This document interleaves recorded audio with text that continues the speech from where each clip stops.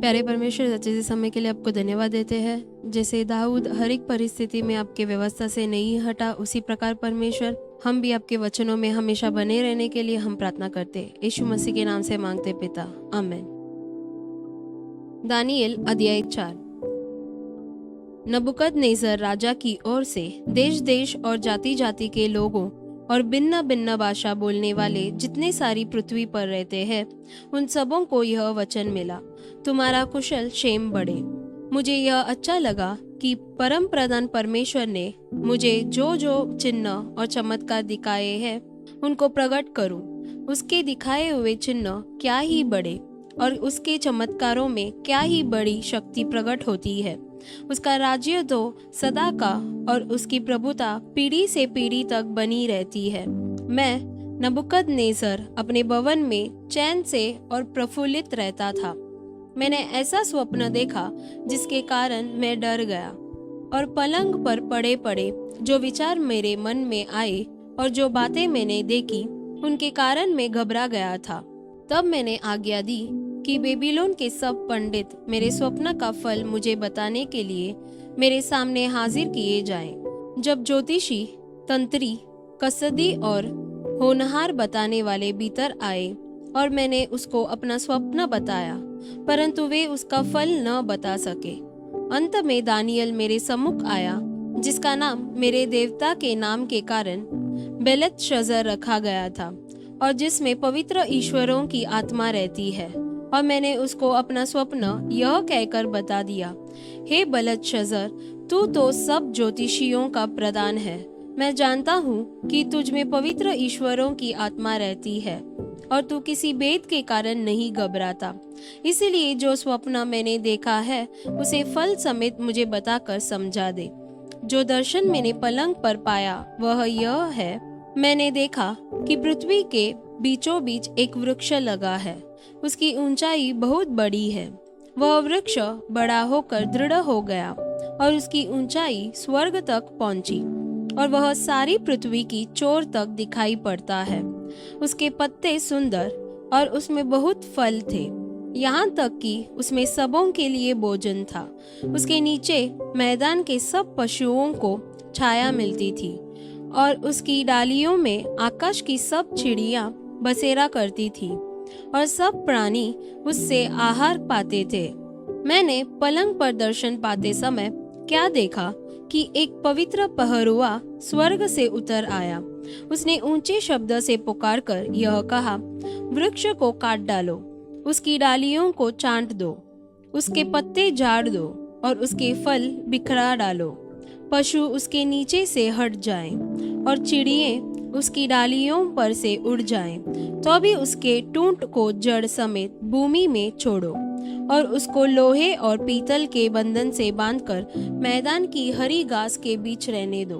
वह आकाश की ओस से भीगा करे और भूमि की घास खाने में मैदान के पशुओं के संग भागी हो। उसका मन बदले और मनुष्य का न रहे, परंतु पशु का सा बन जाए और उस पर 7 काल बीते। यह आज्ञा पहरुओं के निर्णय से और यह बात पवित्र लोगों के वचन से निकली कि जो जीवित है वे जान ले कि परम प्रधान परमेश्वर मनुष्यों के राज्य में प्रभुता करता है और उसका जिसे चाहे उसे दे देता है, और वह छोटे से छोटे मनुष्य को भी उस पर नियुक्त कर देता है। मुझ नबूकदनेस्सर राजा ने यही स्वप्न देखा। इसलिए हे बेलतशस्सर, तू इसका फल बता, क्योंकि मेरे राज्य में और कोई पंडित इसका फल मुझे समझा नहीं सकता, परंतु तुझ में तो पवित्र ईश्वरों की आत्मा रहती है, इस कारण तो उसे समझा सकता है। तब दानियेल, जिसका नाम बेलतशस्सर भी था, घड़ी भर घबराता रहा और सोचते सोचते व्याकुल हो गया। तब राजा कहने लगा, हे बेलतशस्सर, इस स्वप्न से या इसके फल से तू व्याकुल मत हो। बेलतशस्सर ने कहा, हे मेरे प्रभु, यह स्वप्न तेरे बैरियों पर और इसका अर्थ तेरे द्रोहियों पर फले। जिस वृक्ष को तूने देखा, जो बड़ा और दृढ़ हो गया और जिसकी ऊंचाई स्वर्ग तक पहुंची और जो पृथ्वी के सिरे तक दिखाई देता था, जिसके पत्ते सुंदर और फल बहुत थे और जिसमें सबों के लिए भोजन था, जिसके नीचे मैदान के सब पशु रहते थे, और जिसकी डालियों में आकाश की चिड़ियां बसेरा करती थी, हे राजा, वह तू ही है। तू महान और सामर्थी हो गया है। तेरी महिमा बड़ी और स्वर्ग तक पहुंच गई और तेरी प्रभुता पृथ्वी की चोर तक फैली है। हे राजा, तूने जो एक पवित्र पहरुए को स्वर्ग से उतरते और यह कहते देखा कि वृक्ष को काट डालो और उसका नाश करो, तो भी उसके टूट को जड़ समेत भूमि में छोड़ो और इसको लोहे और पीतल के बंधन से बांधकर मैदान की हरी घास के बीच में रहने दो। वह आकाश की ओस से बिंगा करे और उसको मैदान के पशुओं के संग ही बाग मिले, और जब तक 7 युग उस पर बीत न चुके तब तक उसकी ऐसी ही दशा रहे। हे राजा, इसका फल जो परम प्रधान ने ठान लिया है कि राजा पर घटे, वह यह है कि तू मनुष्यों के बीच से निकाला जाएगा और मैदान के पशुओं के संग रहेगा। तू बैलों के समान घास चरेगा और आकाश की ओस से बिंगा करेगा। और 7 युग तुझ पर बीतेंगे, जब तक कि तू न जान ले कि मनुष्यों के राज्य में परम प्रधान ही प्रभुता करता है और जिसे चाहे वह उसे दे देता है। उस वृक्ष के टूट को जड़ समेत छोड़ने की आज्ञा जो हुई है, इसका अर्थ यह है कि तेरा राज्य तेरे लिए बना रहेगा, और जब तू जान लेगा कि जगत का प्रभु स्वर्ग ही में है, तब तू फिर से राज्य करने पाएगा। इस कारण हे राजा, मेरी यह सम्मति स्वीकार कर कि यदि तू पाप छोड़कर धर्म करने लगे और अधर्म छोड़कर दीनहीनों पर दया करने लगे, तो संभव है कि ऐसा करने से तेरा चैन बना रहे। यह सब कुछ नबूकदनेस्सर राजा पर घट गया।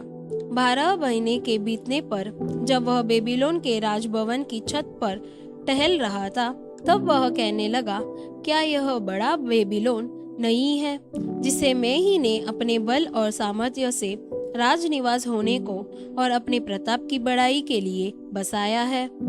यह वचन राजा के मुंह से निकलने भी न पाया था कि आकाशवाणी हुई, हे राजा नबूकदनेस्सर, तेरे विषय में यह आज्ञा निकलती है, राज्य तेरे हाथ से निकल गया और तू मनुष्यों के बीच से निकाला जाएगा और मैदान के पशुओं के संग रहेगा और बैलों के समान घास चरेगा। और 7 काल तुझ पर बीतेंगे, जब तक कि तू न जान ले कि परम प्रधान मनुष्यों के राज्य में प्रभुता करता है और जिसे चाहे वह उसे दे देता है।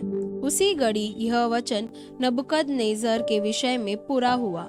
वह मनुष्यों में से निकाला गया और बैलों के समान घास चरने लगा और उसकी देह आकाश की ओस में भीगती थी, यहाँ तक कि उसके बाल उकाब पक्षियों के परों से और उसके नाखून चिड़ियों के पंजों के समान बढ़ गए।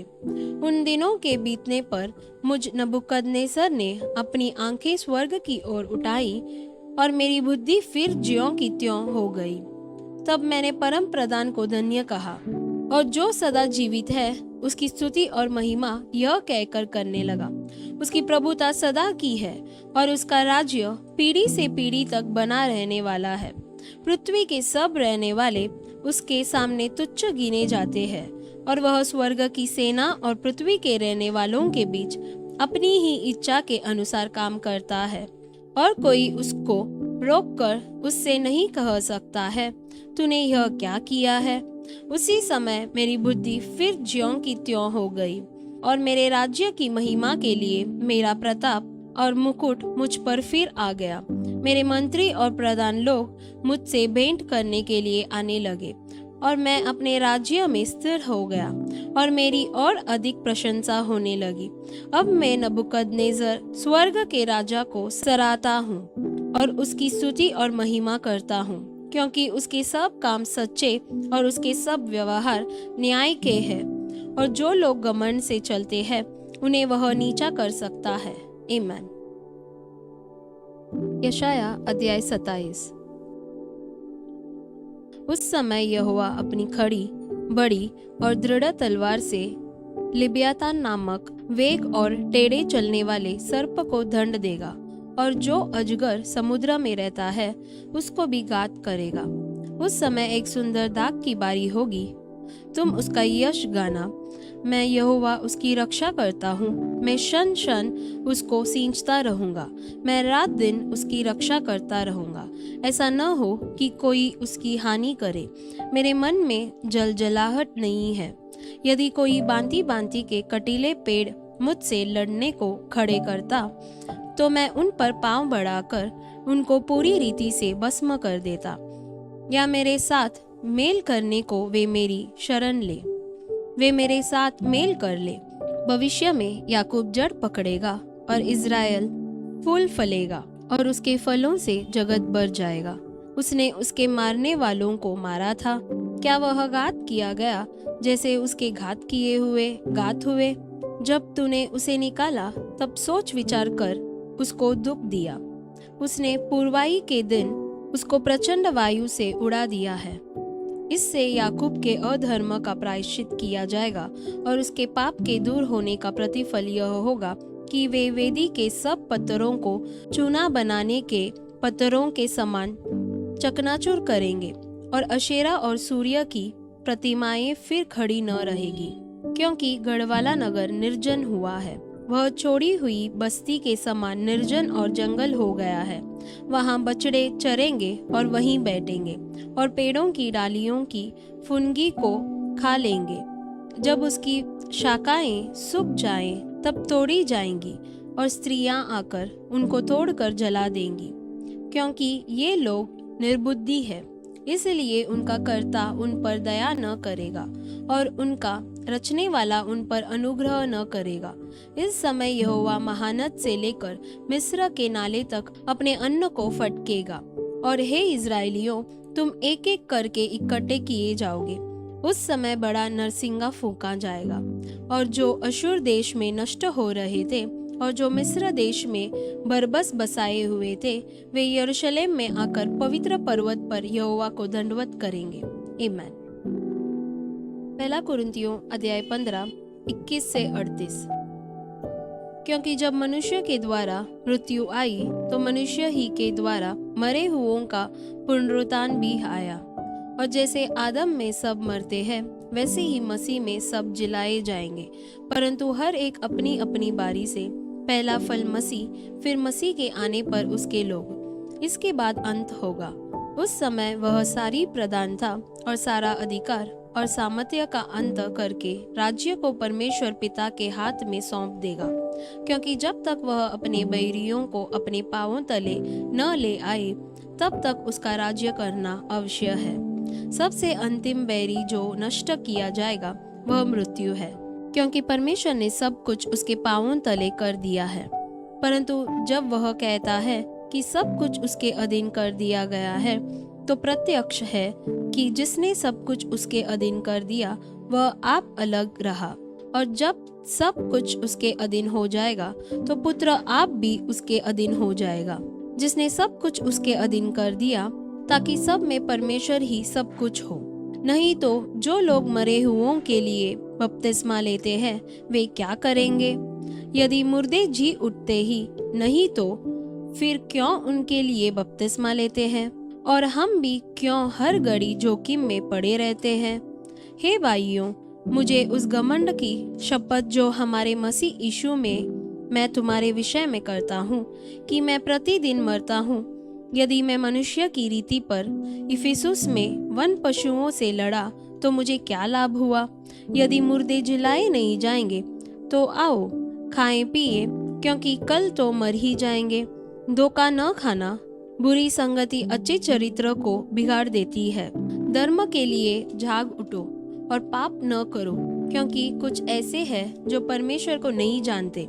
मैं तुम्हें लज्जित करने के लिए यह कहता हूँ। अब कोई यह कहेगा, मुर्दे किस रीति से जी उठते हैं और कैसी देह के साथ आते हैं? हे निर्बुद्धि, जो कुछ तू बोता है, जब तक वह न मरे जिलाया नहीं जाता। और जो तू बोता है, यह वह देह नहीं जो उत्पन्न होने वाली है, परंतु नीरा दाना है, चाहे गेहूं का चाहे किसी और अनाज का। परंतु परमेश्वर अपनी इच्छा के अनुसार उसको देह देता है, और हर एक बीज को उसकी विशेष देह। आमीन।